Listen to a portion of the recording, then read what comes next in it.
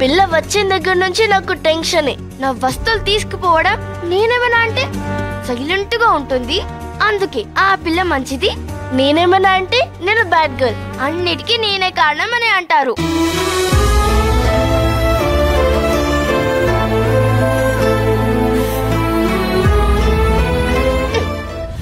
ఎందుకిలా చేస్తున్నావు భవానీ?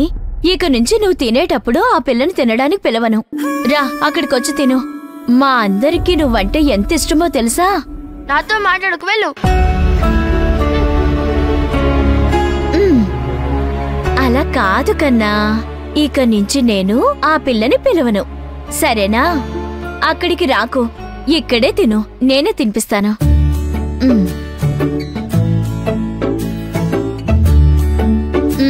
నాకొద్దు. తిను భవానీ. నాకు వద్దంటే వద్దు. కొంచెం తినమ్మా. తిను, తినమ్మా. ఆను గుడ్ గర్ల్.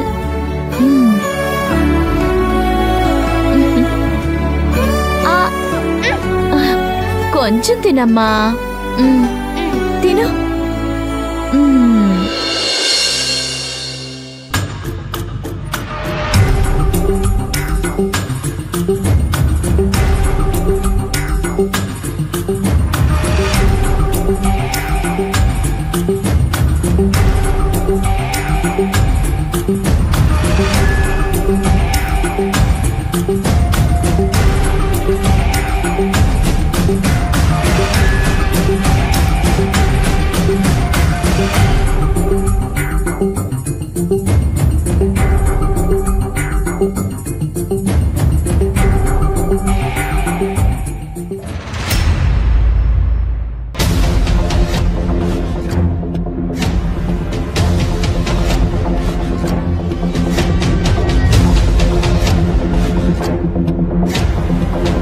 ఎంత నీట్గా పెట్టుకునేదాన్ని, కనీసం నా ఛాంబర్ని కూడా సరిగ్గా క్లీన్ చేయడం లేదు. ఛా!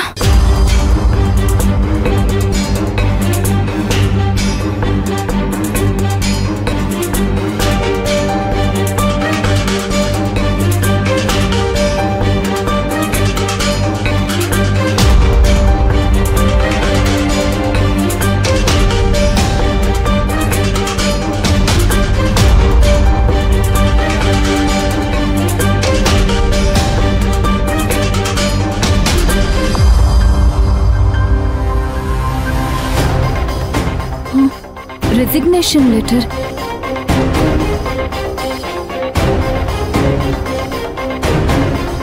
అపర్ణ, ఒకసారి ఇక్కడ ఛాంబర్కి రా. Okay madam.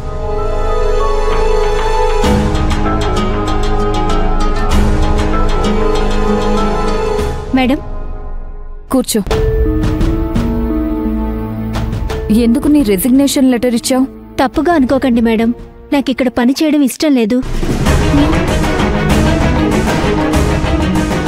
ఇంతకు ముందు ఆఫీస్కి రావాలంటే సంతోషంగా వచ్చేదాన్ని, కానీ ఇప్పుడు ఆఫీస్కి రావాలంటేనే ఇబ్బందిగా అనిపిస్తుంది. అప్పుడు ఆఫీసులో చాలా సిస్టమాటిక్గా ఉండేది, శాలరీలు కరెక్ట్గా వచ్చేవి, ప్రతి సంవత్సరం అడగకుండానే ఇంక్రిమెంట్లు, బోనస్లు టైం టు టైం వచ్చేవి. ఇప్పుడు డిసిప్లిన్ లేదు, సిస్టమ్ లేదు, ఒక బృందావనంలా ఉండే ఆఫీస్ కిష్కిందలా అయిపోయింది మేడం. మీరు ఇంతకు ముందులా లేరు, చాలా మారిపోయారు. మిమ్మల్ని చూస్తేనే పాజిటివ్ ఎనర్జీ ఉండేది. మీరు ఆఫీస్ లోపలికి వస్తుంటే సింహం వస్తున్నట్టుండేది. ఇప్పుడు ఆఫీస్లో పరిస్థితులు వేరే విధంగా ఉన్నాయి. కొంచెం అన్న ఆత్మాభిమానం ఉన్నవాళ్లు ఈ ఆఫీస్లో పనిచేయరు మేడం. నన్ను క్షమించండి మేడం, మీతో ఈ విషయం చెప్పాలా వద్దా అని కంట్రోల్ చేసుకున్నాను, కానీ ఇప్పుడు అవకాశం దొరికిందని చెప్తున్నాను. సరే అపర్ణ, ఈ ఆఫీస్ ముందులాగా మారితే నువ్విక్కడ పనిచేస్తావా? ముందులా ఎలా ఉంటుంది? ఆమె ఒక్కదాని కోసం ఆఫీస్ మొత్తం మార్చేయడం కుదురుతుందా? ఆమెని పోతే పొమ్మనండి, ఇలాంటి 100 మందికి చిట్టి కేసి మరీ జాబ్ ఇప్పిస్తాను.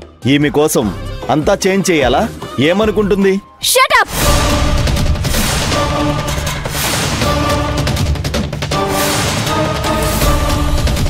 ముందు గౌరవం ఇచ్చి మాట్లాడడం నేర్చుకో. ఇది ఆఫీసు, మీ అత్తగారిల్లు కాదు. ఇక్కడ భాష పద్ధతిగా ఉండాలి. మర్యాదగా మాట్లాడాలి. అది కాదు. ముందు చెప్పింది విను, నోరు తెరవకు. చూడు, ఇప్పుడున్నట్టు ఈ ఆఫీస్ మెయింటెనెన్స్ ఉంటే బావుండదు చెప్తున్నాను. కొన్ని మార్పులు జరగాలి, జరిగి తీరాలి. ఆఫీస్లో క్రమశిక్షణ ఉండాలి. ఇక్కడ చాలా మంది సరిగ్గా పని చేయకుండా జీతం తీసుకుంటున్నారు. ఇలాంటి అందరూ ఇంటికెళ్ళాలి. క్వాలిఫైడ్ ఎంప్లాయీస్ మాత్రమే ఆఫీస్లో ఉండాలి. ఇలా నోటీస్ లేకుండా ఎవరిని పంపించలేం. తమరు కొంచెం బయటికి వెళ్తారా? మిమ్మల్ని ఎవ్వరూ లోపలికి రమ్మనలేదు. నేను మాట్లాడుతుంది అపర్ణతో. Get out.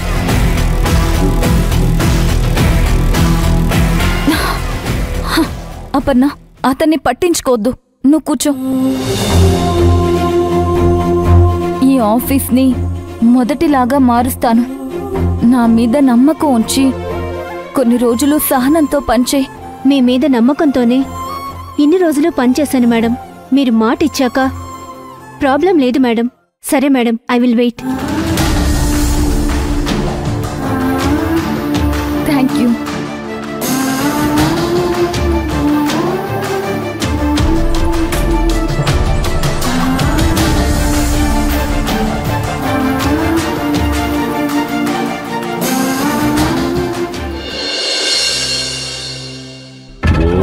నమో కాళియే నమః. ఓం నమో కాళియే నమః. ఓం నమో కాళియే నమః. ఓం నమో భద్రకాళియే నమః. ఓం శ్రీ కాళీ. గొంతులో నుంచి మాట రాగానే మంత్రాలు గుర్తుకున్నాయో లేదో అని చెక్ చేసుకుంటున్నాడు మీ అన్న. అన్నిలా మంత్రాలు చదవటం విని ఎన్ని రోజులైందో తెలుసా? ఇక నుంచి ఈ జీవితానికి దీపావళే. ఎన్ని ఇళ్లలో దీపాలు అర్పితే ఇక్కడ దీపావళి వస్తుందో. ఆపో.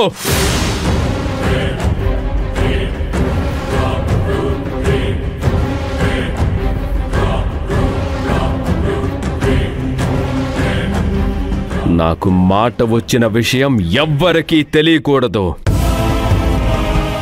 ముఖ్యంగా ఆ రావణ్కి తెలియకూడదు. గురూజీ కూడా తెలియకుండా చూసుకోవాలి. ఒకవేళ గురూజీ ఇంటికొస్తే ఇంతకు ముందులాగే మాట రానట్టే ప్రవర్తిస్తాను. అర్థమైందా? అన్నా, సరే అన్నా. నీకు మాట వచ్చేసింది కదా, ఆ రావణ్తో కలిసి ఏదన్నా ప్లాన్ చేసి ఆ శివగామి ఆట కట్టించేయచ్చు కదా. నీకా రావణ్ గురించి తెలీదు. వాడొక ఊసర వెళ్ళి సమయానికి తగ్గట్టుగా రంగులు మారుస్తుంటాడు. అతనికి అవసరం ఉంటే నాతో చేయి కలుపుతాడు. ఇక నుంచి నేను కూడా అదే చేస్తాను.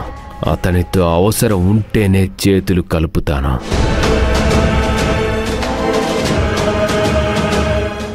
నేను పోగొట్టుకున్న శక్తులన్నీ వెనక్కి తెచ్చుకోవాలి. ఆ మధురకాళి అమ్మ ఆరాధన కొనసాగించాలి. నా శక్తిని, సమయాన్ని ధారపోయాలి. మధ్యలో ఎలాంటి ఆటంకం కలగకూడదు.